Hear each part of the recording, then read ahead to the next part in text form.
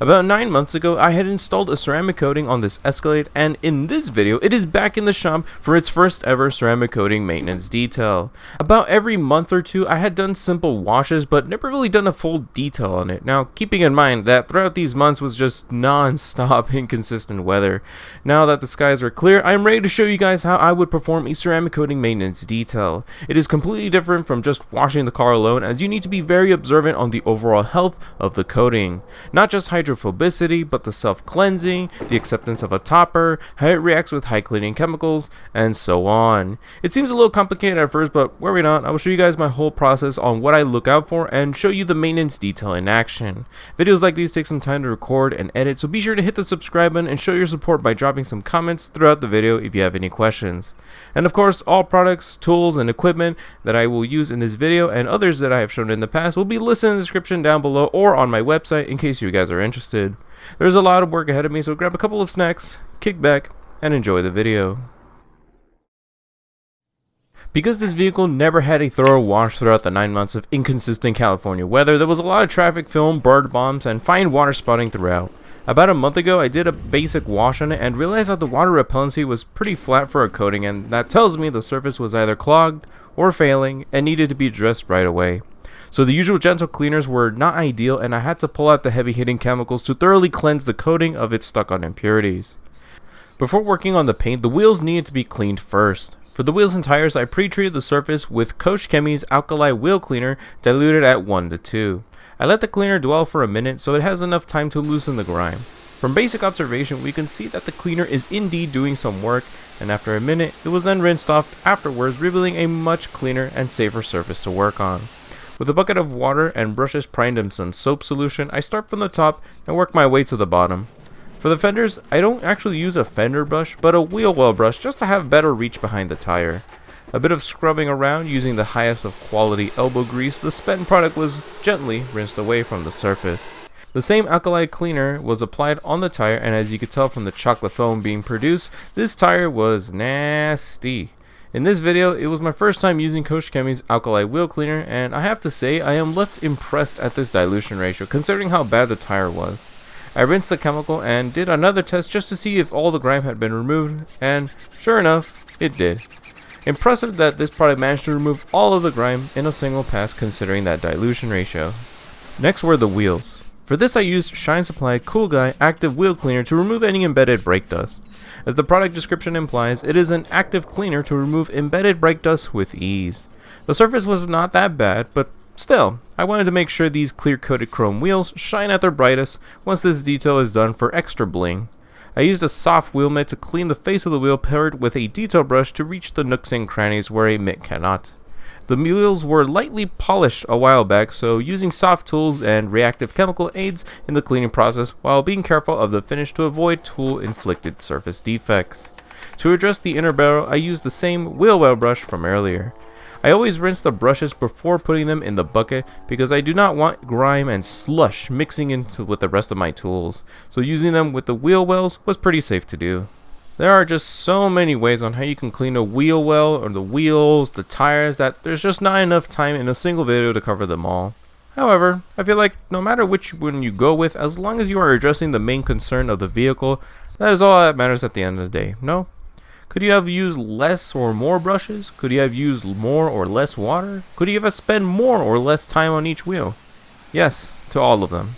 What I show is only one of many ways to do it, so regardless if you're detailing as a business or hobby, try to have an open mind and understand what is going on rather than just copying whatever the detailer is doing. Don't just take advice from me, but learn from various other detailers to see which process you can implement based on your needs.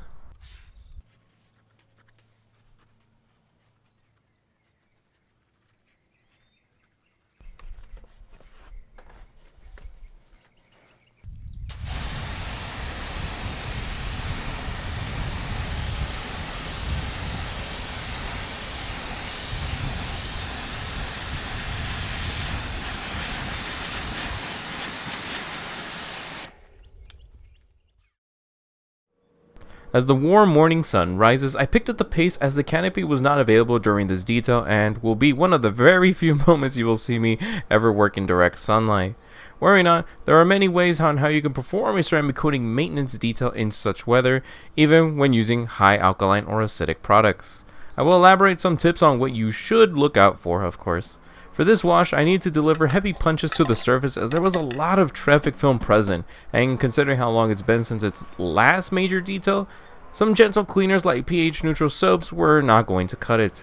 So in this service, I will perform a pre-wash, main wash, and then a descaling process to see how the coating will react to all three processes.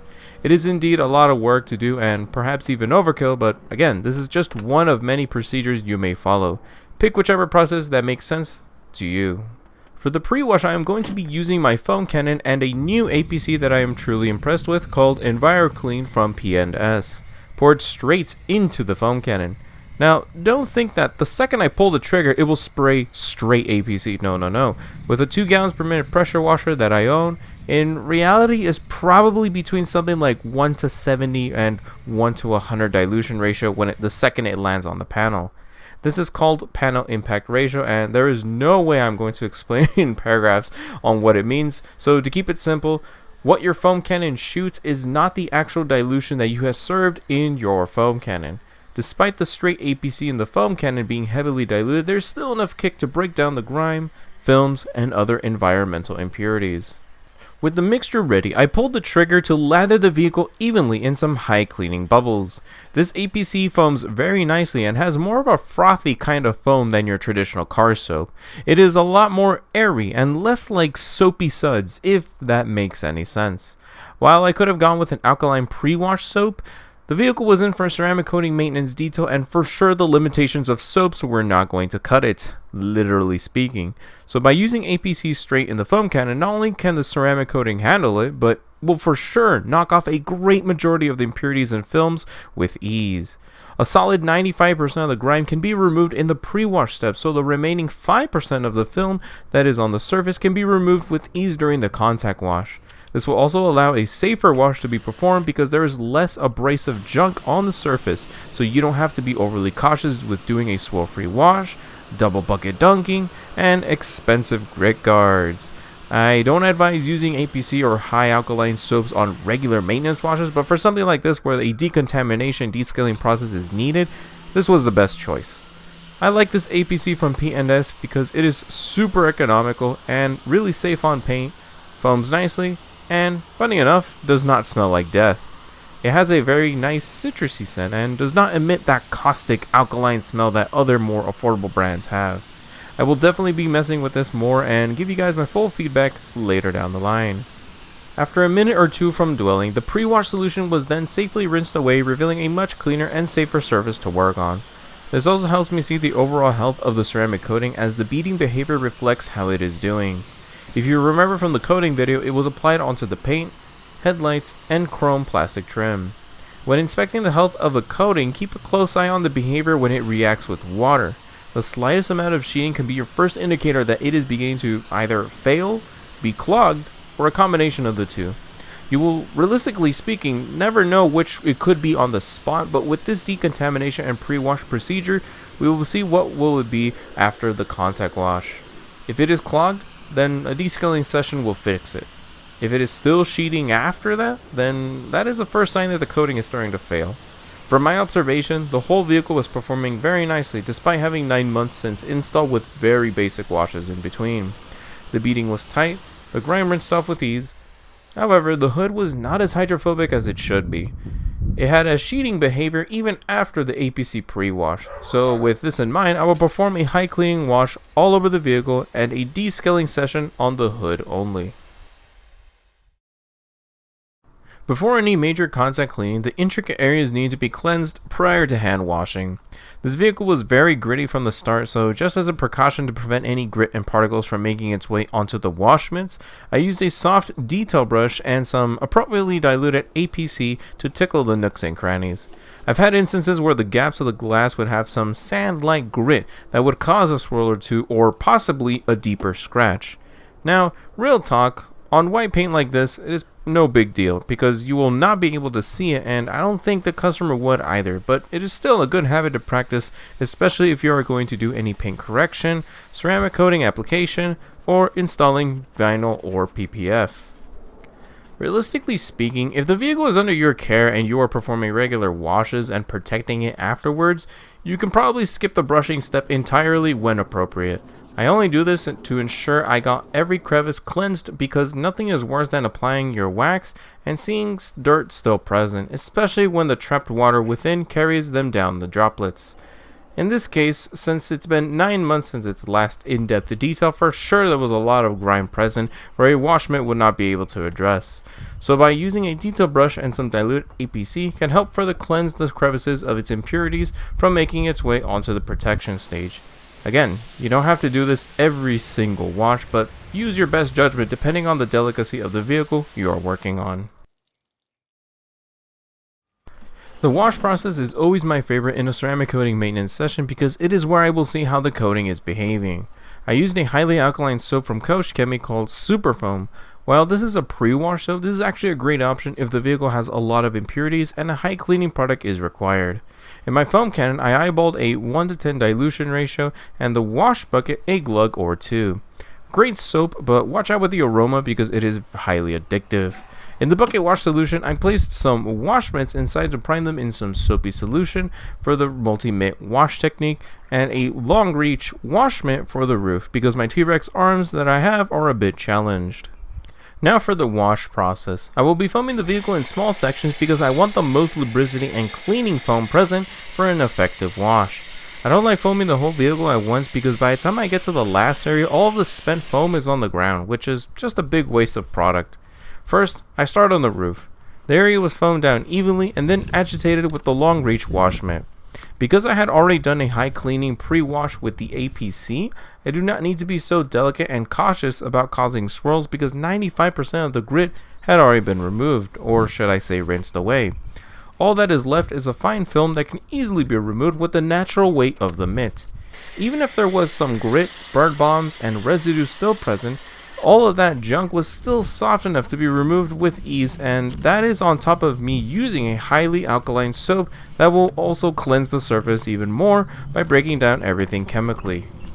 Foaming the next side of the vehicle, I work from the top to bottom, ensuring that both sides of the mitt are used before discarding them to the laundry basket. For a large SUV like this, one side of the mitt will be used for the upper half and the other side the lower half. If this vehicle had went off-roading or there was a lot of sand, salt, or dirt beneath, I probably would have used the multiple general purpose towels, but since this vehicle was not so bad, it wasn't necessary. Of course, you are free to use whichever method as long as it made sense to you and that the vehicle would benefit from it. Just be mindful on when it is appropriate to do all of those swirl-free wash steps. Just don't go performing delicate washes if the vehicle itself is not free of any defects. Use your common sense on what the vehicle needs and if it will benefit from such processes. Now the hood is where I saw the sheeting, and really it could be many reasons. Either the coating is clogged with impurities, it is failing, or a combination of the two. So for this scenario, I foamed it up and agitated with the mitt over, trying to get a feel for it and see how the suds would react with the coating. From basic observation, I could see there is some hydrophobicity still present, but not like how it was before with the foam splitting itself apart. This tells me that the alkalinity of the pre-wash and the contact wash was not enough, and likely I will need to perform some decontamination and use a descaler on the hood to revive its properties. The coating that is on this vehicle was Geon Mo's Evo 3-year coating, and with 9 months of basic washes, it was holding strong throughout the whole vehicle, but I am not sure why the hood was the only place where the coating was behaving differently. It can be anything, and I will probably never know the real reason, but what I can do is help revive it and retop the surface should it be necessary. If you have an idea on why it was performing differently on just the hood or any tips on how to fix it, drop a comment down below and share your thoughts. After the wash, I foamed the vehicle once more with the remaining soapy solution from my foam cannon just because I could. Not that you should. Then I rinsed everything off. Because I did not have a canopy, the morning sun would very likely spot the car, so I used DI water to ensure that I am not clogging the coating in minerals during the drying process. This lets me air dry the car and, because it was coated, allow for an effortless drying process with the hydrophobic surfaces. Now here's a close-up of how the coating is performing post-wash. We can see that throughout the vehicle the water is beating like crazy, and very likely this will remain for a very long time, especially with the topper that I'm going to put in a minute. The coating is still healthy with tight beading. However, I took a third look at the hood to see how it was doing, and unfortunately after all the alkaline treatments post-wash, it was still not beading how it should be. Don't misinterpret it, there is nothing wrong with sheeting behavior, but this is a beading coating and I will need to correct whatever is happening on the hood to ensure its 3 years of durability are ensured. I will never know why this is happening since this is not my car, but no matter what, I will try my best to revive it. I use DI water. I am not going to dry the whole vehicle manually and just let it air dry, so in the meantime I will perform some descaling processes. The hood needed work to address the beading behavior going on, so I started with the least aggressive decontamination procedure first and worked my way up accordingly. The first step I used was an iron remover from PNS called Iron Buster to remove the embedded metal deposits. While this product states it is pH neutral, there are some iron removers that finish out like an acid after the purple bleeding. I am not saying Iron Buster does this, but I have no way of confirming this either, but I will go under the assumption that it does just to play it safe. I sprayed evenly and generously throughout the hood, filling the air with some of the most pleasant smelling odors in the market. It was then left to dwell for a brief moment, but since I am working in direct sunlight, I had to work a little bit quickly and didn't want the product to dry on me. Now, I am sure you can see from the white pearl painted hood that there is indeed a lot of iron deposits, and I am certain that is affecting how the coating was performing. For every deposit of brake dust, fallout, mineral embeddings, or whatever it could be, that adds additional friction to the surface no matter if it is coated or not, which is why the water tends to cling a lot more than usual. Now, this is just metal-based particles. I would still need to clay it afterwards if I really wanted to make sure there was nothing else on the surface. So after a moment, I sprayed a little bit more product just to be sure it's not drying on me, and then rinsed it off afterwards with an influx of water, flushing out everything to avoid potential streaks or stains. After rinsing the car thoroughly, the hydrophobicity of the coating had definitely changed drastically, but it was still not what I had hoped. To take it a step further, I performed a descaling process by applying an acidic cleanser to chemically shock the pores of the coating to dislodge the top layer of its structure. I used Coach Chemi's reactivation shampoo and a perforated clay towel to decontaminate the surface and use the soap as my slip solution. In this process, I diluted the cleaner according to the instructions on the label, which was 1 to 100, then dipped the clay towel in the bucket to soak up all of that soapy goodness. Now, I chose this product in particular because it was designed to help unclog a coating's surface. It has a very low pH value and it is easy to work with into the solution, but obviously keep an eye on it when working in direct sunlight like I am. You can use this in a bucket wash or in a foam cannon, whichever is ideal for you. On a wet car, I grabbed the clay towel from the bucket and worked in the tool using the lubrication from the soap. The product has plenty of suds and lubricity even when diluted to something like 1 to 100, which is great considering that you can merge the decontamination step with the descaling step for better efficiency. This product is strong, so use it only when necessary and not as a replacement of your daily soap. After decontamination and descaling, the surface was rinsed off and we could see that the hydrophobics of the coating had been restored greatly and is now beading like normal. This tells me that the coating had been clogged and the top layer needed to be shocked right off to reveal a fresh surface. I will have to keep an eye on it and let the customer know about its performance for future reference later down the line to ensure its 3-year performance is ensured. Glad to say that this decontamination process was done and no further work was needed. I wanted to apply some protection on the wheels now that they are shining beautifully in the California sun. Just for even coverage, I went with a wet applying protectant that can be sprayed on and rinsed off. The product I chose was Quick Beads from DIY Detail. I won't sugarcoat the conversation, I like this product only from a cost point of view. It works and lasts just as long as Geon Wet Coat, but does not cost like Geon Wet Coat, if that makes any sense. I really have nothing else to say if I'm being completely honest. I think it performs well, can last about 2 washes, does not leave any streaks behind, and has an incredibly user-friendly experience. You just rinse the wheel, spray it on, and immediately rinse it off. Just like that, people. It is that easy. I had used DI water after the main wash to ensure a mineral-free surface, and because the vehicle was left to air dry throughout the whole entire process, all that is really left are just a couple of droplets of water still present. So to dry the vehicle safely and effectively, I used my trusty Ego leaf blower to use the hydrophobicity of the coating and the power of air to blow dry the vehicle with ease. No, really, with so much ease. Because the coating was still holding strong, repelling, beating, and being ultra slick, all of the water just glides right off. This is another great benefit to a ceramic coating, is the ease of cleaning and drying, so you get the best of both worlds. Sure, there are some hydrophobic waxes and sprayables out there, but nothing will be ever as slippery slick as an authentic ceramic coating. It makes all the processes safer, easier, and quicker to perform. After a thorough drying session, I got to see how the vehicle was looking, and unfortunately I could not help but notice how collapsed the trim was. No matter how shiny and slick the paint was, it would be ruined by the unsightly looks of the faded trim. So to address it, I used proper care plastic and rubber dressing to condition the trim. I won't use it on the tires, and for that I went with Shine Supply decked out at 1:1 dilution ratio. I had used 2 different dressings because I wanted to see how long the proper care dressing would last on freshly cleaned and dried out trim. I have no expectations that this will last months, but just curious how long it would go. I started on the tires first. A generous amount of decked out was sprayed on a foam applicator and wiped on the rubber evenly, ensuring plenty of product to cover the surface. I am sure you can tell on camera the blinding results of cleaned chrome wheels. It just looks beautiful, and the contrasting hydrated tire makes the overall car pop. I chose this dressing because after it levels out, despite being a high gloss finish, leaves the tires dark and rich, which pairs nicely with the lighter colored vehicle. Of course, it is personal preference on how shiny you want the tires to look, but a good habit to practice to ensure that the vehicle you are delivering back to the customer does not look like a cheap detail with oily looking tires. Best to use a product at an appropriate dilution that best suits how the car looks, not how you want it to look. Next was the trim. I started on the rear bumper because the sun perfectly showed how bad the trim was. The bottle of proper care dressing is a ready to use formula, so it was applied straight on a microfiber applicator. It was then wiped on half of the trim just so we could get a 50-50 result.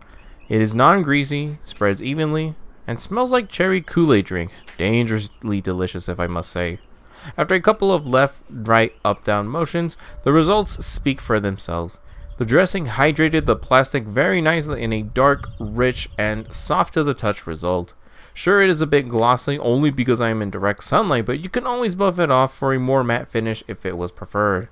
In this case, because no one will be stepping here, I applied it and left it to naturally level itself out. Now for the stepping area, please keep in mind that if it is not your vehicle, to make sure that the owner knows of the potential slip hazard it may cause. This isn't specifically towards one product, but all plastic dressings in the market. In this case, the customer was fine with it, but even if they say yes, always let them know or have a customer acknowledgement form for them to sign in case of anything. It is not only their safety, but it will also protect your business no matter what. No ceramic coating maintenance detail is complete without protecting the vehicle after a thorough clean. This Escalade got the works, with a long-term sealant from G-Technique called Liquid Crystal, specifically version 3. I had used this sealant for a while now, and I must say that this is probably the most durable and reliable sealant on the market, with excellent hydrophobicity, slickness, and ease of use. The process for this application is quite simple. Wax on and wax off. It is that easy. No weird residues, no streaks, no grabby towels. It feels almost like applying a quick detailer. My towel of choice was a Rag Company Edgeless Towel 70/30 blend at 365 GSM. The sealant pairs very nicely with this coating as it does not reject it at all, and I have had used it on my own vehicles at times. This will help add a sacrificial yet durable layer on top of the coating, so the next maintenance decontamination detail will be easy and prolong the coating to reach the full 3-year mark. Maintaining a ceramic coating is not just about applying a wax and calling it a day. No. You have to be very observant and understanding of the overall health of a coating and how other cleaners and protectants interact with its surface. Does it bead or sheet? Is it failing? Is it rejecting any paint protectants? Is it clogged? These questions you need to keep in mind, and should there be an issue with the coating's performance, you need to start with the most gentle method first and work your way up to figure out what exactly is wrong with the coating and how to address it. This way of thinking can help you restore a coating back to its original performance without ruining the integrity of its structure nor wasting time doing laborsome processes. Do you have any tips on how to retop a ceramic coating? Make sure to let me know in the comment section down below to share your thoughts. Next was the glass cleaning procedure. To touch up the glass, I had used Proper Care glass cleaner and a couple of lint-free Huck towels. It is a ready-to-use formula to clean the glass, so no need to dilute this product. Because the glass was factory tinted black, the surface can get really hot. Considering that I am working in direct sunlight meant that I had to work quickly to avoid the product from drying on the surface. I sprayed my towel lightly and misted the surface and wiped accordingly. Just a simple wipe and buff procedure was more than enough, and being mindful not to oversaturate the towel, which can cause streaks. Oddly enough, glass is just that one area where the customer will pay a very close eye on because it is the first thing they see when driving. So it is your job as the detailer to ensure that you are getting a streak-free surface at every angle, especially when working in direct sunlight. Even the slightest streak in the corner is enough to discredit your work because customers are paying top dollar for you to clean the vehicle, and it could feel like a disservice if spots are left unchecked. It's not impossible to do it in the heat or in direct sunlight, just a couple of tweaks to your methods and it can be achieved. Just don't forget to double check your work before closing the detail to make sure your credibility as the detailer remains trustworthy. A final inspection of my work is always mandatory to ensure that everything was dialed in. My product of choice was G-Technique Quick Detailer and the same kind of towel used when applying the sealant. I calmly took a walk around the vehicle inspecting every nook and cranny. The final inspection is crucial because any overspray, streaks, spotting, bird droppings, bugs, and other impurities can be addressed on the spot before delivering the vehicle back. I don't know about you, but nothing bothers me more than spending hours dialing in on a car only to see the fattest bird bomb land on the surface. It is frustrating, but that is what the inspection step is for, to make sure that you are closing the detail with no overlooked loose ends. If you're detailing as a business, take those few minutes to really make sure that you did a good job. I completely understand if you are on a tight schedule, but I do not think it is worth risking your credibility as a reliable service provider by cutting corners to finish sooner. So be sure to go over your work, especially if you are doing high ticket services with equally high set expectations. After a couple of hours, the ceramic coating maintenance detail was finally complete. It was not difficult, really, this was not a challenge at all compared to other vehicles that I would occasionally get. The vehicle was far from a disaster exterior, and while I could have just skipped making an entire video, I thought, hey, why not? After all, there was a lot of useful tips and information for those wanting to learn how to descale or decontaminate a coating. This was a job well done, and I am glad I was able to document the whole process for you guys to witness. The list of methods on how to revive a ceramic coating are endless, so while this is one of many, hopefully the information provided can aid you if you are going to work on a coated car that is due for maintenance. And that will be a wrap for this video, so make sure to subscribe and leave a like if you have enjoyed the detail. Make sure to comment down below if you have any questions or feedback, and of course links to all the products used and even my past videos will be listed in the description box down below or on my website in case you want to check it out. Thank you guys so much for watching, take care, and you have a very good time.